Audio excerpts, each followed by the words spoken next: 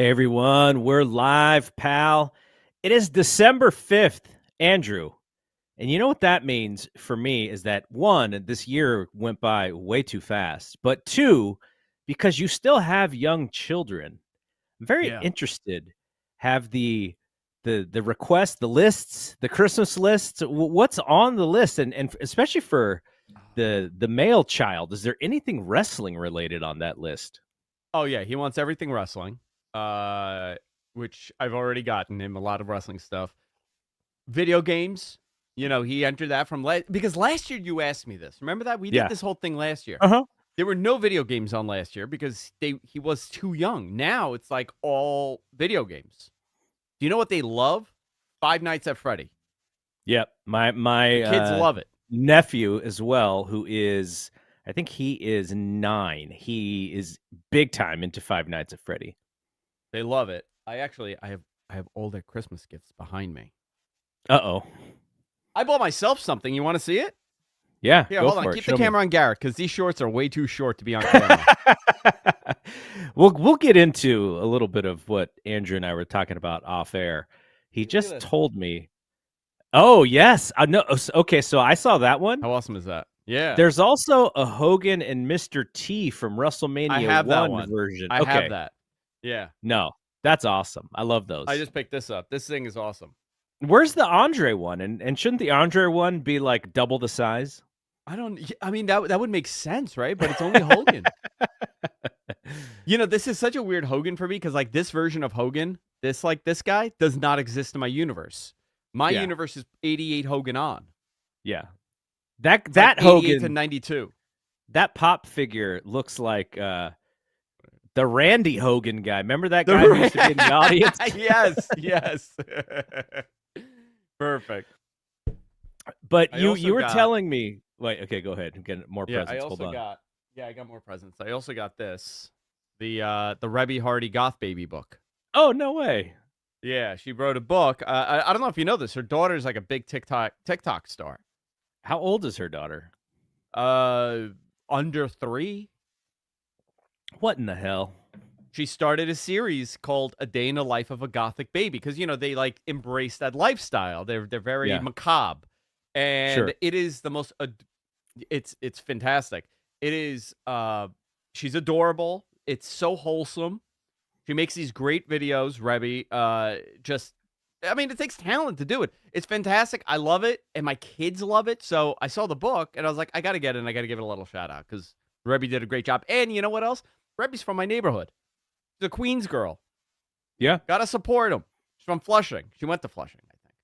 Or she's from Flushing. I could be wrong. But, those are my toys. Okay. So before we actually started this show, you mentioned to me that you put up all of the weight humanly possible on your bench press machine.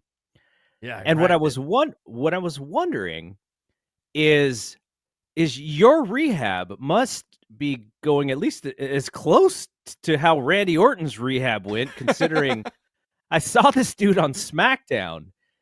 And, Randy Orton, I would say early in his career, he was a little bit of a body guy. But over like most of his career, he wasn't really a body guy. He just looked like a guy who was very athletic and in shape and lean, lean muscle. Yeah, he's still a big guy. But now he's like the biggest guy in the company right now, I think. There's a few of them, but he's one of the bigger ones in the company. Like where did it, like was the muscle hiding? Like did he have to like whisper it like Dave Meltzer's weights were whispering to him that he had to whisper to his muscles to come out? Because this dude, he just walks around like a bodybuilder now. Too, you just see in his movements and his walking, he's like, yeah, I'm pretty jacked. I gotta say, my powers come from a container. My muscle powers are prescribed to me, and that I put on every single day, and it gives me even more powers. The other thing is, I rack the machine. But the truth is, it's only like 40 pounds. It's like one of these baby ones, It's like when Kenny Omega had his shoulder injuries and he was like doing the lightest bench presses. Yeah. I don't know. Listen, I'm not accusing anybody of anything, but I'm sure Randy's muscles also came from a jar like mine. You know, he looks incredible. He looks incredible. Listen, man, the guys, they are bodybuilders, and it's when you're off the road and you come back, you always look better because it's very difficult to work out the way that you do at home versus Yeah. being on the road and traveling. That should be I think be something we track. Does he get smaller as he's Oh yeah, back wrestling? 100%. No, 100%. It's and you know what's unbelievable about pro wrestling and coming from a family of bodybuilders, okay? Yes. The fact that these guys look the way they look year round, for the most part, obviously sometimes they put on a little bit more muscle, sometimes they get a little bit more lean, they bulk up. But for the most part, like a Finn Balor, that guy can't F up, right? He can't have too many cheat days. I think he he's said so in an lean. interview one time that having one beer is his cheat. Like he likes to have a beer and that's his For like cheat the day. week. That's his For like the cheat. week. Yeah. That's crazy. And that has to be unrealistically sustainable. Yes. It has to be. Yeah, I mean, especially as these guys get older, because Finn Balor's not a young dude anymore. No. And he looks and as good not as and he ever neither is did. Randy Orton. Yeah. Yeah. You just made me think of a segment. So Brian Alvarez has brought on his grandmother for, gosh, ever since I feel like I subscribed. I don't remember exactly when Granny started doing segments on the Brian and Vinny show. But Papa Zarian talking bodybuilding. That Freddie, I gotta should bring be a Freddie segment. On. Yeah. He Freddie would be great. Listen, here is advice. Only do push-up for 6 months. That's what he told me, actually. That was my father's thing. He's like, you want to get into working out? Don't go to the gym and start lifting weights. Do push-ups every single day. Push-ups, crunches, and he would do like the old school, like the this machine, this thing. Yeah. Okay. That was his thing, right? He's like, don't work out. Do that for 6 months. If you do that for 6 months, you're going to walk into that gym. You're going to feel like $1 million. You're going to continue doing it. That's always how I start my workouts. Wow. I do push-ups. Once I start doing 100 push-ups, I could do, like right now I could do 55 straight, right? In a set. I could do 55 and I take a little break and I do another 40 and 45 and I'm at 100. But he's like, if you could do 100 straight, he goes, you're mint. You're gold. And then you go to the gym. Wow. So you actually have to build up going to the gym. Like you can't just go to the gym. Yeah.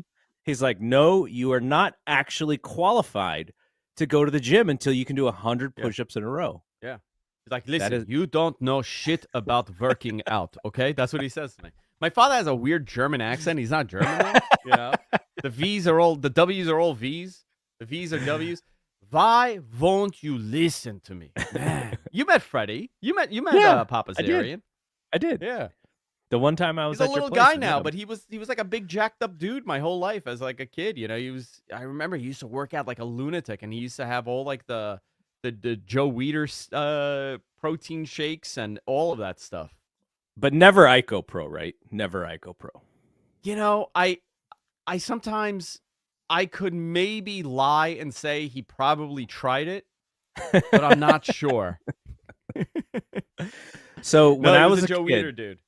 When I was a kid, there was this, I think it was on the TNT, the Vince McMahon TNT, like wannabe Tonight Show thing that they did on USA for a short period of time.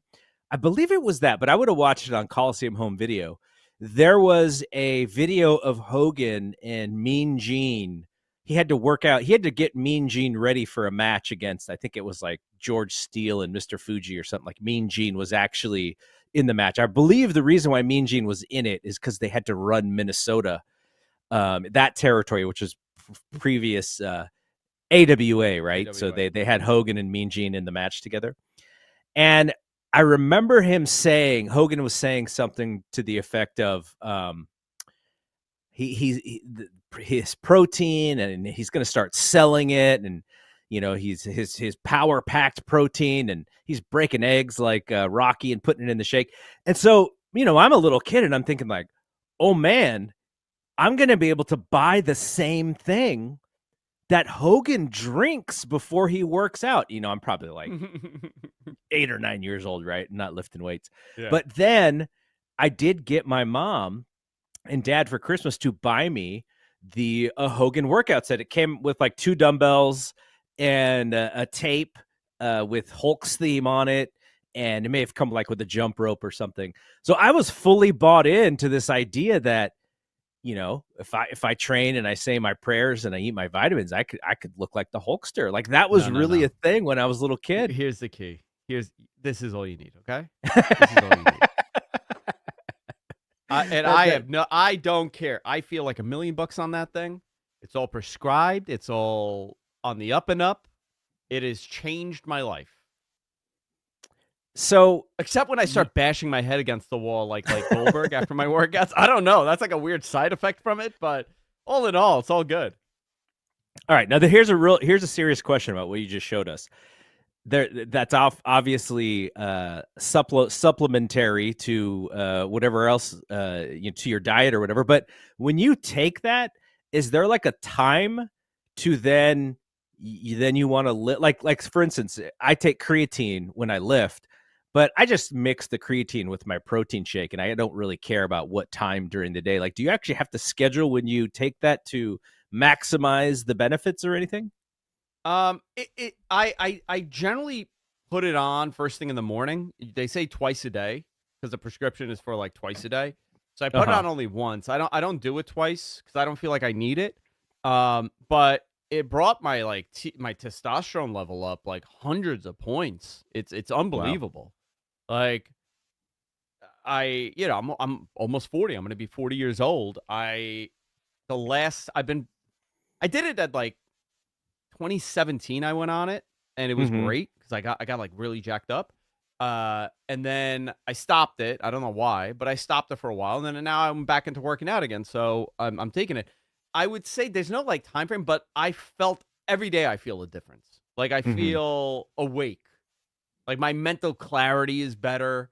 I don't have the workout fatigue, but I think that has to do with the fact that I have so much more testosterone in me, and I'm just feeling a lot younger where my body's able to do. Also, recovery time has totally changed. Like, wow. I don't have like the dreads the next day. If like I went a little too much with the workout, like the soreness, just the lack of being able to lift anything, that's missing. Like I feel fine the next day. I could go back and work out and do whatever I'm doing again. Listen, man, I'm 40 years old, so it's kind of necessary. Am I saying like 20-year-olds should go on it? No, maybe. I don't know. Do whatever the hell you want to do. You want to look good, do it. I have a very different mentality when it comes to performance enhancing stuff. I don't fall in line with the it's like the worst thing in the world if it's prescribed to you and it's legal. But I would say working out wise, within like 45 minutes, I'm like, okay, I'm good to go. So, we'll move off this. I'm just fascinated by this entire subject. So you do like, are you saying that you had low test, or this is just enhanced? I mean, as we get older, our testosterone drops. Are you saying that your testosterone was lower, or it was okay, and this is just helping you feel better? So I'd love to do like a full show on this. There's so many different ways to get your free testosterone levels up, like over-the-counter stuff. Tanga Ali, great stuff. Ashwagandha that I take for just mood enhancement in the mornings. That also gives you higher testosterone levels. There's Turkesterone, something like that. That's another one of those. There's like all these roots that help with it. So I do like a little cocktail of it, but my testosterone level had gone down. I mean, I was also heavier. I had bloated up a little bit. So like once I'm in like the mid 180s, I know that my levels are dropping. When I got my blood work, it was in the 300s. It was like the low 3s. Now I'm probably somewhere in the 8s. You So know, what is a man of 40 years old like? What do you it's a want your range. testosterone at? So that's the thing, right? It's a spectrum. It's a range. So they say Hmm. anywhere from like a 280 to 280 to like 900 is, or like 1,000, let's say, is the normal range for a man Got it. at between the ages of like 20, even at like 30, they still consider normal range. Like it's a range, but it really depends on how you feel. So I felt like crap, so I wanted to go on it, and I feel much better now. And forget, it's not just about the vanity. Obviously, that's like a part of it, but the mental clarity alone. And I'm not telling anybody to go and do this. If you want to do it, you really should look into it and learn about it and speak to your doctor and go the right way. But just the mental clarity, like with my day to day, I felt like I lost total, like all my edge. My creative edge was gone. It was so bad that it was like clutter in my head. You're busy. I got 2 kids. I got 18 different jobs. I got to do the podcast. Yeah. I got to it's a lot. You got to keep up with it, and I feel like this gave me a little bit of an advantage with life not slapping me in the face. Well, there you go. And you're not in you're still in a range that is safe. Like it's not jumping you into a range that isn't safe for your If body. you if this thing brought me to like an 1800, I would be insanely jacked at that point. No, I mean I'm totally in a safe range. It's again, it's a cream, so it's not like I'm getting an injection in my butt like it's 1998.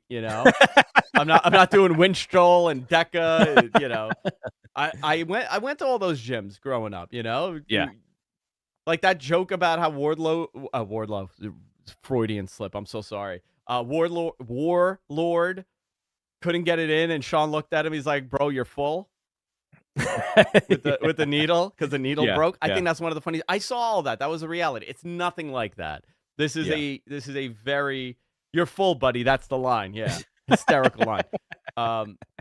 Are we building out a sponsorship product? No, I'm not advertising this. It's just the topic. It just came up. I know we spent a lot of time on this. So what you're saying is that you're not taking Nugenics like Frank Thomas on those Fox commercials during wrestling. No, but you know what? Did you see Sean Ross Sapp wrestled? He did. Maybe I'm getting ready. Uh-oh. I've taken Well, 3 bumps in a ring, and it was not enjoyable whatsoever for me. well, So if producer John shows my full screen, we can see what you. Oh, my mic stand is in the way. Hey, your let me mic's move my blocking. There you mic go. stand for There's the my people who are there's watching. Shantae, my persona. This is what he looks like before he's going to get inside the ring. Right Look, there. first Are of your all, arms? my arms look good there. I was going to say, are they that good right now? No. That was 2017, and I think I was like a $175 there with like 8% body fat. It was unbelievable. Wow. There you go. All right. I'll get there So though. we do have to talk about some wrestling here, Yes. as we should. Somebody who is always been in great shape and is making a little bit of a run, who you have talked about as the guy who was kind of given the ball, but at the wrong time because it was during the pandemic. Drew McIntyre is on a bit of a heater right now. Amazing run on Raw these last few weeks. He's become a pretty dastardly heel. He attacked Sami Zayn after he beat him and maybe put Sami Zayn on the injury report. After Jey Uso lost his match to Seth Rollins, Drew hit him with a big kick at the end of the show. So what do you think? Are the fans ready to finally see the Drew McIntyre that was going to be pushed right before the pandemic happened? Yeah, he looks great, huh? Yeah, he looks That awesome.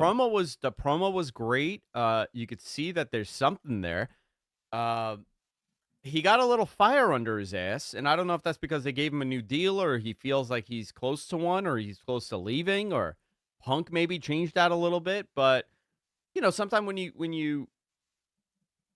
when something new happens, you kind of get a little fire lit under your ass. Maybe that's one of it. He looked really good. I thought his promo was interesting. He's seeming dominant again, which that's the Drew that we liked pre-pandemic. Maybe they're leading it up. I hope so, because he really is a tremendous talent, and you don't get guys that look like that and that are so liked. They actually have a star. Just what are you doing with him? Yeah. No, but look, when you talk about, because we're always looking at AEW, and there's always this discussion: who can they bring in? And they've brought in so many people. Edge and Christian are main eventing Dynamite on Wednesday, and we'll talk about that show in a little bit. But it's always, oh, who's next? And then you have Punk going over to the other side, and like the storyline for Drew, right, is, hey, I've been here. At least that's what I think that they're doing. I may not be 100% right on this, but like the whole thing where he was kind of upset, supposedly after Punk showed up, or after Survivor Series night, he was frustrated leaving the building. But that seems to be, and I think that story, if that is the story they're telling, would resonate. Like, why does everybody care of all these people coming back, like The Rock or CM Punk? Like, I've been here and I'm still here, and it's my time. Like, I think that would be pretty cool and resonate with the fan base if that was where they were going with him. Yeah. Where do you think they're going to go? It's a good question. I kind of wonder if they are heating him up as, like, maybe if Cody wins the title, maybe he goes after Cody, or they want to take the title off of Seth, and I think he would be a good champion. I think he'd be a better champion right now than Punk would be. Like, I don't know if I would put the belt on Punk at any time soon, because you don't want to really tie Punk up. You want to set him up to have multiple dance partners. But like I told Big Dave on Friday, I was like, you kind of want to get all, you kind of want to put the big stuff now, because who knows what happens with this guy, right? Like, just history has shown that he can go off at any point, and maybe business doesn't happen. So him being on SmackDown is obviously going to pop their ratings, but isn't Styles showing up on SmackDown? That's what Dave said today. He said, I think he said I heard today. too. He said he's supposed to show up on Friday, but I guess he was also supposed to show up maybe last month and just didn't show up for whatever reason, but I think he's been ready. Man, I would love to see Styles and Punk. You want to you want to test it out a little bit. You want to see how he could go. You want to see how he's going to work with someone. AJ Styles is one of the greatest of all time. And this is not, I mean, have they worked? Did they ever wrestle in Ring? Did they cross paths in Ring of Honor? You'd know better than me. Maybe early indies it happened. Oh, here we go. It has happened. 2004, 2003, 2004. Their first match together, it was AJ Styles and D'Lo Brown versus CM Punk and Jason Cross. Then they had a match in ROH in 2000. Yeah, 2003. They had a couple of matches. 1, 2, 3, 4, 5, 6 times. There you go. Yeah, but I mean that is also over 20 years ago. Yeah, well, literally, because almost it's 10/20. It's October 2004 was the last time they wrestled. Wow, that's amazing. The longevity that some of these guys have is tremendous, especially when you can still work at a high level like AJ can work. Yeah, and Punk for that too. He had some tremendous matches in AEW. But you know what? AJ Styles, right? How old is he now? 43? Yeah, he's got to be around there. He's older than Ric Flair was in 92 when he won the WWE title. And same Flair was an old too. man. Like, same haircut too, yeah. And I remember watching that match. I watch it every year. That's my favorite Royal Rumble. Yes. Still top one for me. Because I remember watching, I'm like, this old man is going to die in that ring. And I had no idea he was 2 years older than I am today. So when anytime you mention Ric Flair, it's a little choppy, and I hope I don't frustrate anybody by bringing up Ric Flair. But Meltzer and we interviewed Rick and his business partner with Woo Energy, and I asked him, I was like, as you're When'd you do wrestling this? this, When'd you do this interview? oh gosh, been about a month. Okay. Yeah, it was just a normal Wrestling Observer Radio. We were supposed to have Rick for 15 minutes, and so I asked Dave, I was like, is this really worth it? Can you talk to Rick for only 15 minutes? And he's like, well, who knows? We'll get it. We'll get the stuff in, and then we'll see what happens. And I think we had him for like almost an hour. So I asked Rick specifically about that match that you just talked about, 92 Royal Rumble. I said, as you are in this match, do you realize that you're basically setting the standard for every Royal Rumble match from here on out? He said no, he didn't. Like, it's not anything that he would ever think about, and he really thought that the star power was kind of a big deal and such. But yeah, I mean, I had the opportunity to ask him about that match, so I wasn't gonna let that pass. But yeah, that is the match, man. Like that is like, because when I was growing up, they would call him the 60-minute man. And so it's just the idea that, he can wrestle for as long as he needs to win.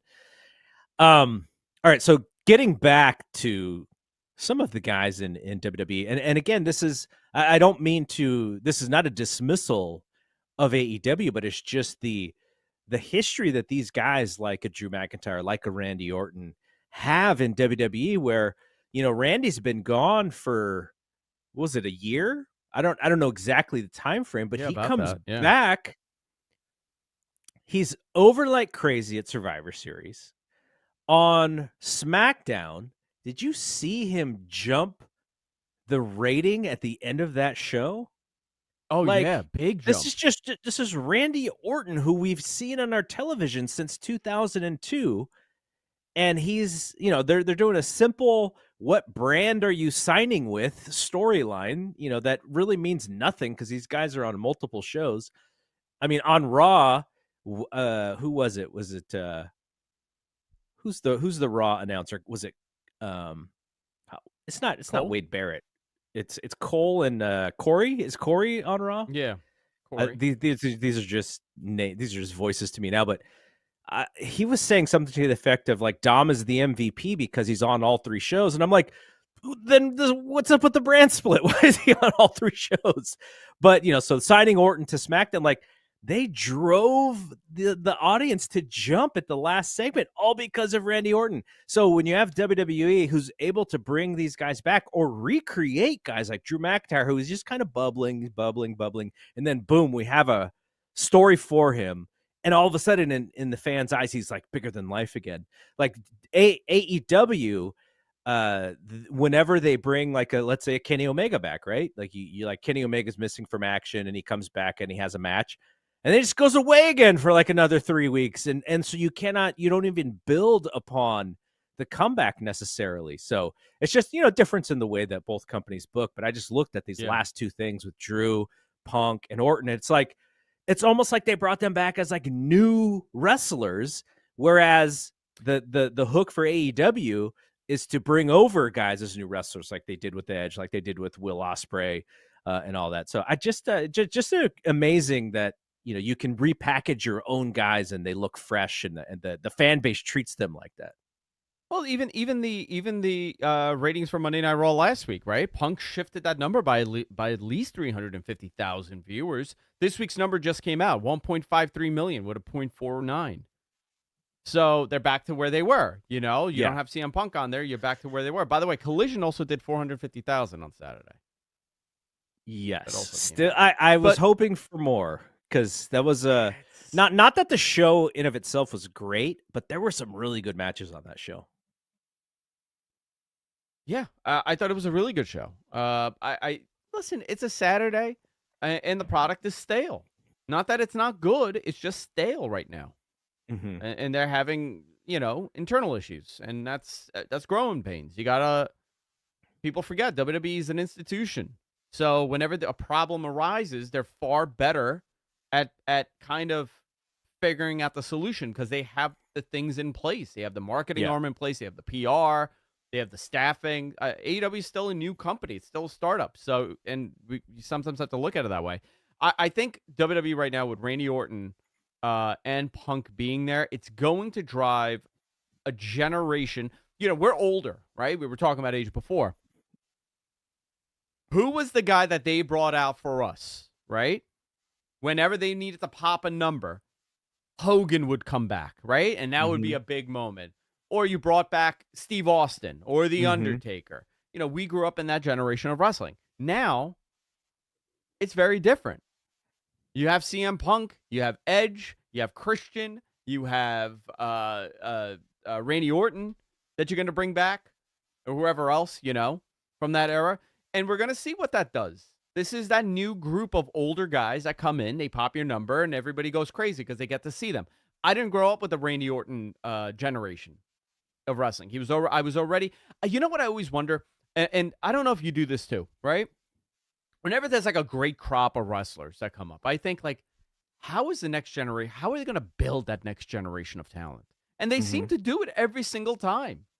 Randy's now there to help build that next generation of talent with the Grayson Wallers and the Austin Theories, and there's going to be a day that comes, and I hope for these guys that they're in the Randy Orton position, and that when they show up in 20 years, it's a humongous reaction to see these guys.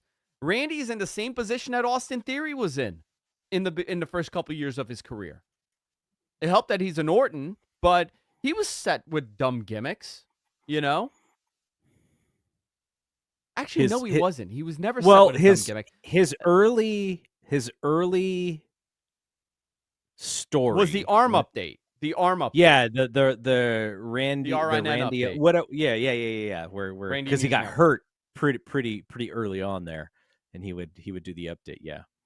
But him and Edge, right? They were kind of peers, even though Edge is a little bit older. But they were peers in that way of when they wwere being pushed as like top talent and such. So it's kind of just cool to see both of them. They're on different shows, which is fine because I think it's better for Edge to be on AEW because he does feel a little bit more fresh than being on WWE TV. But the idea that Christian and Edge are main eventing Dynamite in Montreal on Wednesday, that's kind of, I don't know if it's cool or if it's outdated or if it's old, but I like it because they both are going to be they're both going to want to kill it, right? Like they want to kill it for each other. They want to kill it to show WWE that they still got it. They want to kill it to show their AEW locker room how to do it. That all of that stuff, which I think is pretty sweet. But I saw Edge. I think he was talking to the guy at Sports Illustrated that people are asking, why isn't this at World's End? Why isn't this a pay-per-view match? He's like, no, this is more important to us. This is bigger for both of us to be in Montreal doing it for Dynamite. And I guess they're going to have family there. So super cool for tomorrow. I'm probably a little bit more excited for it just because of the fact that it's in Montreal. And I know that these guys just want to kill it and have a great match. And I'm sure they've had all of these ideas ever since they were little kids and what they were going to do. And now they're older dudes, and they could do it. So pretty cool idea. Is not there to tell them they can't do it. That's the other part of this. I mean, he also said that. He also said when he was talking about Christian's character, he said, this is kind of who Christian is, and without him being so produced. And he said he's even stumbled into things that have worked out for him. So that part of it is also pretty cool. Just the difference in the two companies. I have to agree. I thought previous to this, right? The most exciting I got for Christian is when he was teamed up with Tyson Tomko. And do you remember how hot he got right before he left? Yeah. Like he was really on the verge of something, and I guess he realized that there's obviously a glass ceiling there that he can't break. And he left, but he was really into it. And then he went to TNA, and I didn't really get into it. I was not the biggest TNA fan at that point, but this is the best I've ever seen him, and I hope that this helps business and this is great for them and they get to do something. They've been lifelong friends. You can't, how do you top that? You lifelong friends with this person. But I do think that booking Montreal in December May not have been the best of ideas considering they got a big snowstorm.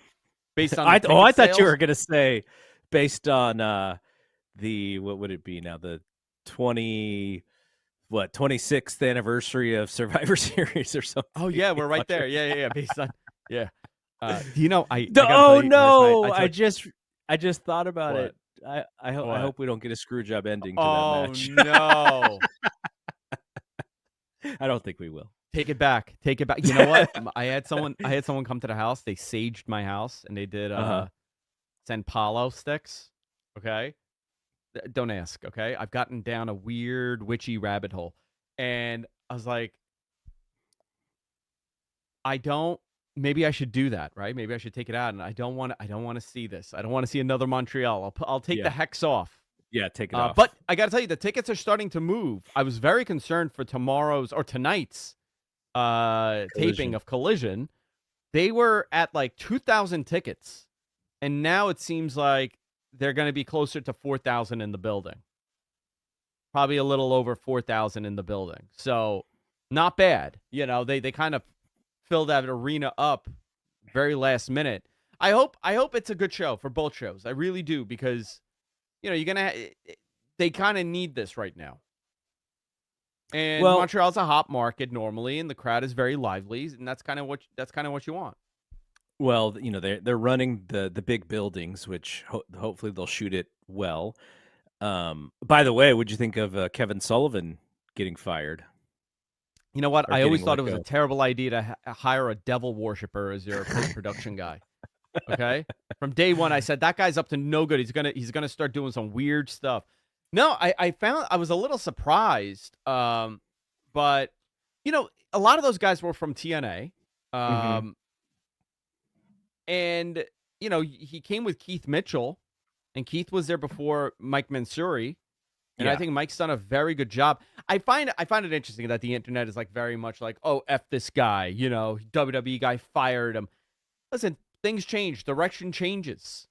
I think Keith Mitchell's very talented. I think Kevin Sullivan is extremely talented, but there's also a lot of people that are under him that are as talented. Zane Decker, right? Name that you guys probably don't know. An unbelievable producer of content for professional wrestling. His work with Catalyst Wrestling, his work with Ring of Honor. He's now over there, obviously with Ring of Honor and AEW. But he's a super talented guy. And he's young. So, you know, if you want to shift directions a little bit, obviously the old guard goes away and the new kids come in. But I find it, I found the criticism very interesting. But there was some weird issues. And I don't want to go into personal beefs that people had, but apparently he wasn't loved by everybody.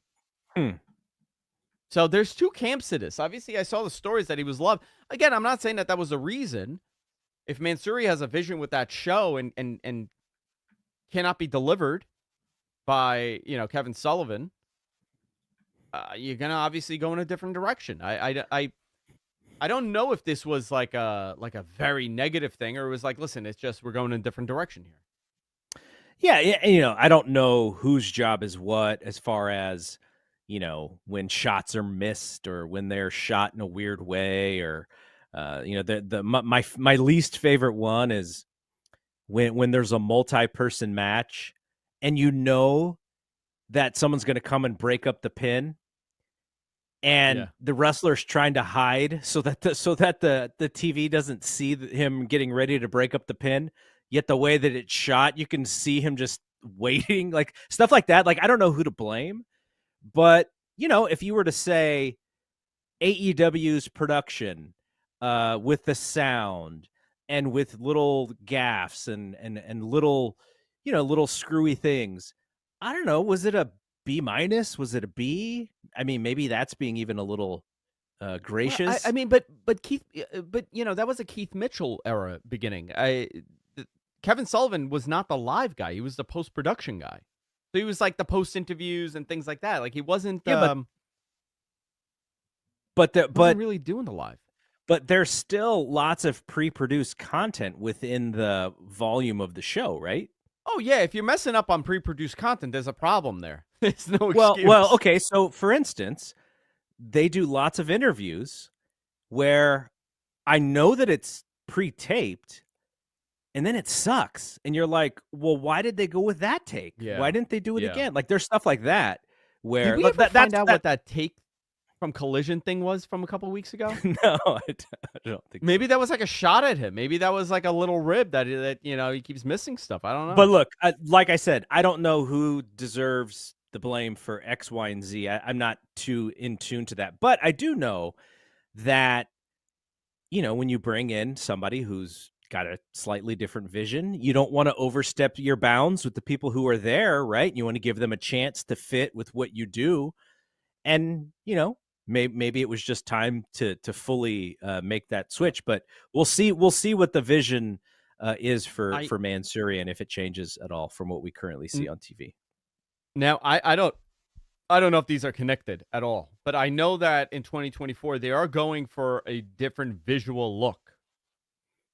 Spoke to a couple people today, and I was told that they are going to change the look of the show a little bit again in 2024. You're not talking about like set and graphics or anything. You're talking about.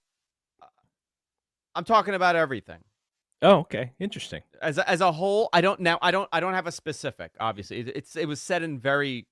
I should have asked more.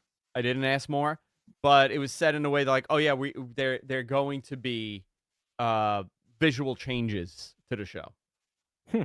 I mean, we've already seen it. We've seen the LED side panels on the ring, which I think those looks are cool. great. Those are really cool. They debuted that on I think at the Arthur Ashe show, and I know that there are other.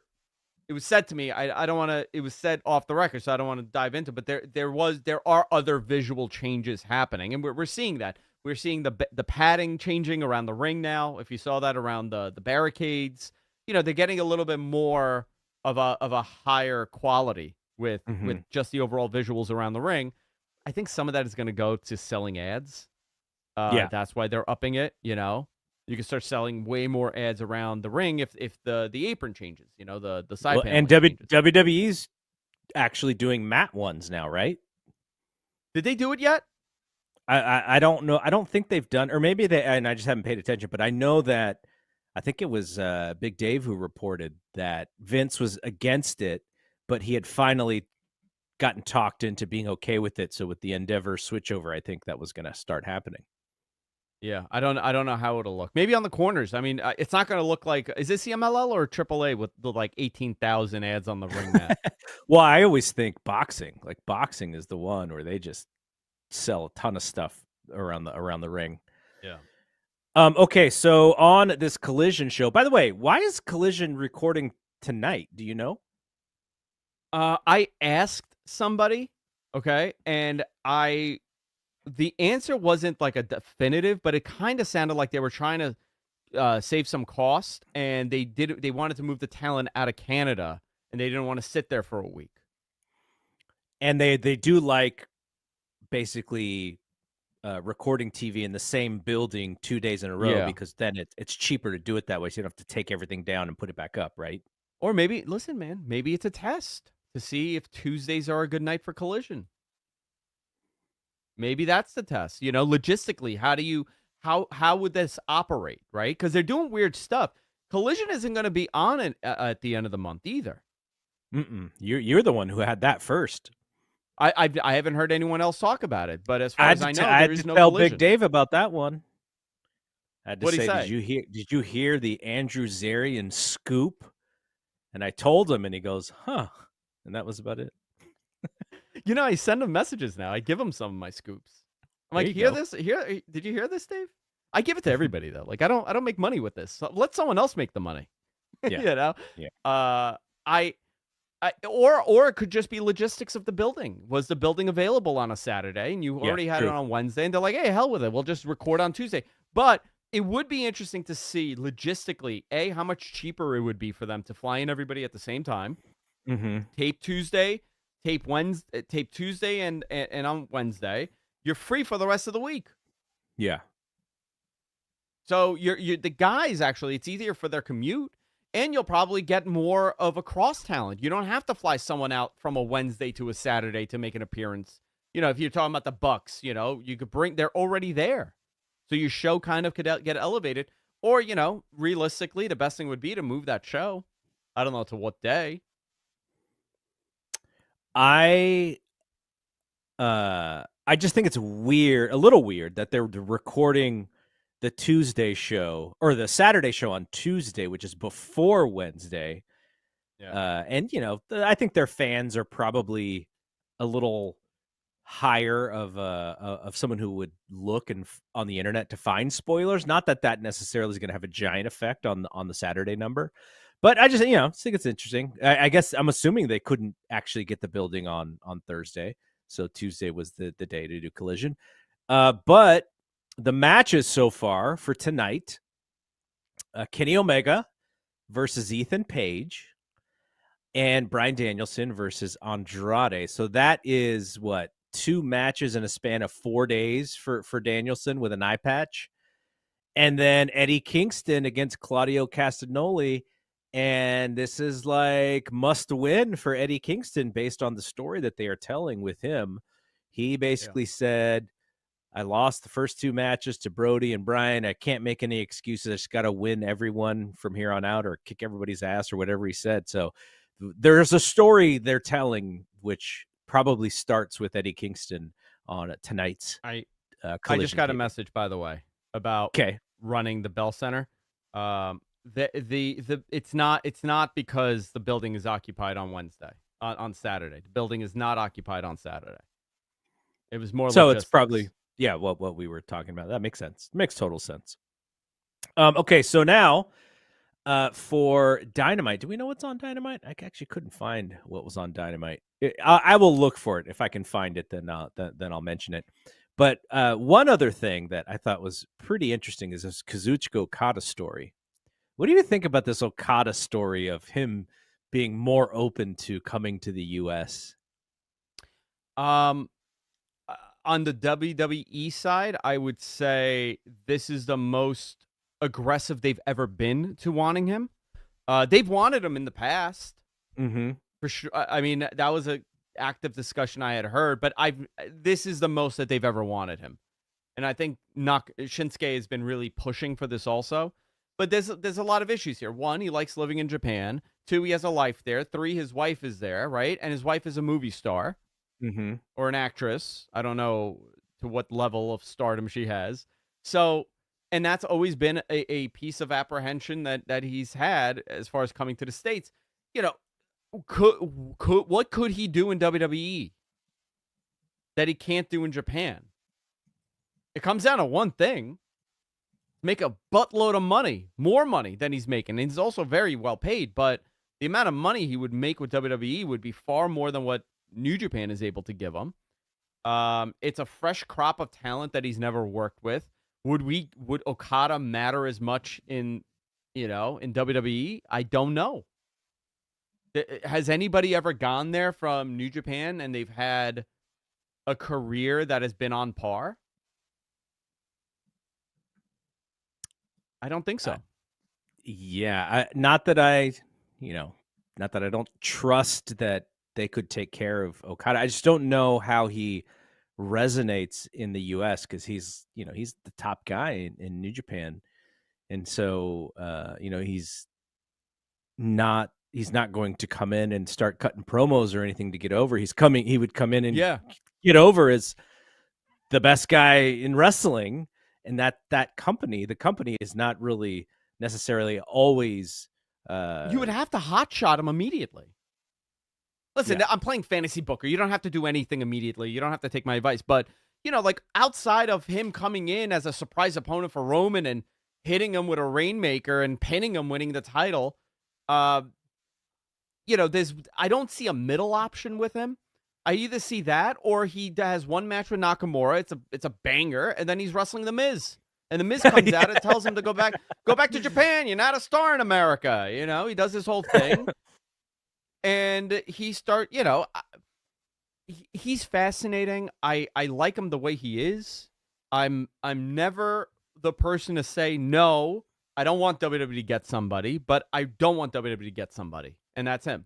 As far as financials go, it's the smartest thing that he could ever do. Go there for 3 years and solidify your future retirement and then go back to Japan. And he's young enough to do that. if he needed a little bit of a safety net, doing more stuff with AEW would seem, because that's what Will's doing, right? Will's going to probably still work New Japan, but maybe Okada as the top guy in New Japan, maybe it looks poor upon him to sign with AEW and then still do stuff with New Japan. I don't know how that would work, but I find that whole story to be very interesting, though. Yeah. It's just of all the guys that I think WWE could actually hit home runs with, and I was pro Will Ospreay going to WWE just because I think they could accentuate, his persona even more, because I think he's got a little bit of that it factor. But I don't. Listen, some of Okada's this, just so different. some of this also could be, the propaganda arm of WWE really kicking into high gear with kind of spreading the story that they're very interested in Okada. I mean, I've heard it personally from people there. Um, I I I I don't know. I don't know if he would even due to the financials, I would say that he would have to listen, and think about it. But I don't have confidence that they could prove that he listen, man. Have they created a Hispanic star in that company? Like think about how long it's taken them, and they still haven't done it right. You have a Japanese star that doesn't speak the language very well at all. It's not as easy as transitioning from a Spanish speaking person to an English speaker. It's not the same conversion here. I don't think that they would be able to know what to do with him at the same level as they would with someone else. But again, I could be wrong. Like Will Ospreay, I could have seen him there, and I could have seen him as a big star, and he could have become like a Seth Rollins. I had hoped that Nakamura could have been a humongous star, and the biggest mistake they did was not putting that title on him at WrestleMania. And then they made him the nut puncher. That was his gimmick. This guy came. He was one of the. Yeah, I have to tell you, honestly, and I don't know if the audience hears it. Now I'm getting worked up, right? When Nakamura was coming in, he was still banged up, but he was one of the most intriguing parts of New Japan. For me, and for a lot of other people, like I would show people New Japan. The first thing I would do was show a Nakamura entrance and then show them, show a match with Nakamura. And they would love it. They loved it. They loved his unorthodox style, the way he came off the rope. These are wrestling fans. These aren't like, no, people that have never seen it. They had an opportunity to do something really cool. They could have put a title on him. It would not have messed up the story whatsoever at that point. But they couldn't pull the trigger. They couldn't do it. I don't have confidence at that point. Yeah. You had something very unique at a time where it didn't matter if you put the title on him or not. I mean, as far as not, putting the title in the ratings tank or whatever, it didn't matter. Now things matter a whole lot more. And there's a lot more bosses there, and there's a lot more advice there. I don't know if they'd be able to do it with Okada. I hope they could if he goes there. God, I would love to see him become one of the, that anomaly for a Japanese talent to go over there and to become, a big, humongous name. Do I think it's realistic for them? I don't think so, and it has nothing to do with Okada. It has everything to do with the fact that these guys have a set thing that they follow. For my fandom, I hope he stays in New Japan. But for him, I hope he does whatever he wants to do. Like he's, what he should be able to, like pro wrestling as a communication device and an art form should be able to cross languages and barriers. Yeah. And but we want to see a specific Kazuchika Okada who's been entertaining us for the last 10 years. And maybe he has other ideas about what he wants to do. So I just love the discussion. Ever do it. I love the discussion. To ever do it. No, I think right, it's a great discussion to have. And the fact that we're having this discussion is very telling also, right? Yeah. A year ago, would we have been talking about this? No, not really.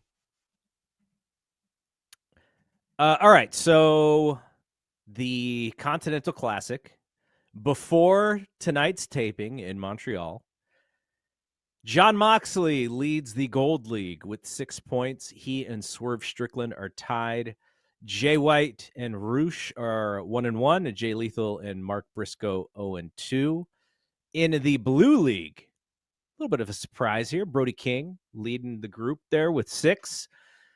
Danielson and Andrade, they only have 1 match each, so they need to make up a match here at some point, but they're facing each other, and they are both 1-0, so they have 3. Claudio's 1-1, he has 3. Eddie 0-2, Daniel Garcia 0-2. So give me your, first 2 weeks of the Continental Classic so far. What do you think? I like it. I like it a lot. The wrestling's really good. It's a unique moment where you get to see matches like Swerve and Jay White, and Jay White loses. Yep. And I think that's if this Continental Classic wasn't on the line, Swerve would probably take the pin. But you're trying to build this guy as one of your next top stars. I think it's a very important thing. I think the matches have been really good. They're telling stories. The Eddie Kingston just messing up and putting his titles on the line has been an interesting story. I think Danielson, what a bad decision that was, Eddie. He got a little, listen, he was feeling himself. He felt confident. I got 2 titles. I got 2 belts. I'm from New York. I get to do it, I like that. I like the fact that Brody King is Brody, they've wanted to do something with him for a while now. And that was part of that whole Punk thing where Punk was pushing for him to have a big push. And he's a great wrestler. He's very agile. He's huge. He has a unique look. He's a monster. You could do something with him. I'm curious to see the final 4 because obviously it looks like Andrade and Miro are going to be in a program, right? That's where we're headed with this. Which I'm kind of into that. But should Danielson win this? Should Swerve win this? Should Moxley win it? Who's your finals pick? I'm going to go Moxley. Well, let me see. Hold on. Give me the brackets. Hold on. Continental Classic bracket. All right. It's on their website. Oh, look at this. They made it so easy on their website. AEW's website? Yeah. Okay, you know what? I'm going to go with Swerve and Brian. There you go. I thought when I saw the bracket for the first time, now I think not the bracket, the groups. We saw the groups. Did we see it before the pay-per-view or was it right? It was right after the pay-per-view, maybe. They announced one group and then they announced the other. That's what it was. Okay. So yeah.